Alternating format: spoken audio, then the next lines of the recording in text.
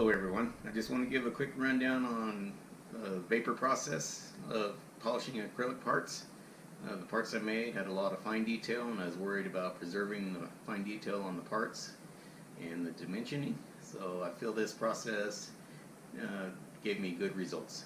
So we'll start out, I'll just give you a quick little view of the part machining process, and then we'll go into the actual vapor polishing process.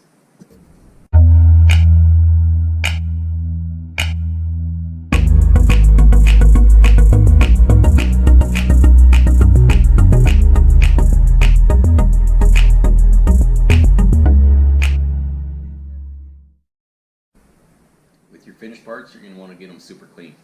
Hot water and Dawn dish soap gave me good results. Give them a good hot rinse after you're done with that. From there, get them real dry. Use some compressed air if you have to get any remaining water off. And from here on out, you don't want to touch them with your hands. You don't want to get any oil off your hands on the parts. So from here, just avoid touching them with your bare hands. Use latex gloves if you have to. Lint-free cloths, stuff like that touch your parts if you have to. This next step really improved my success rate. I found that by chilling the parts in a refrigerator really helped the vapor to condensate on the surface of the parts. This is one thing that more isn't necessarily better. I figured if the refrigerator helped, then the freezer would be even better. This gave me bad results because the freezer caused frost crystals on my parts, which then turned into water droplets and really jacked up my surface finish.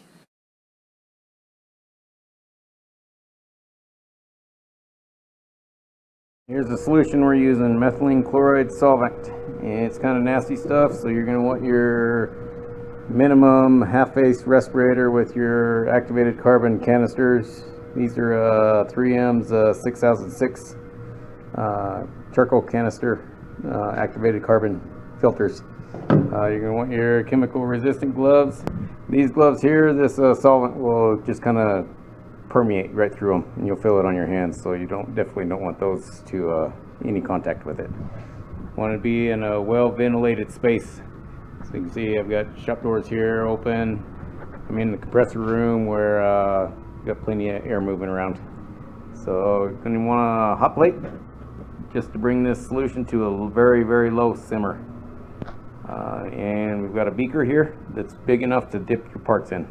We're not going to dip the parts into the wet solution, just the chemical vapor above the solution. You also want a low simmer because you don't want a rolling boil where it's going to be splashing on your part. And no open flames, this stuff's highly flammable.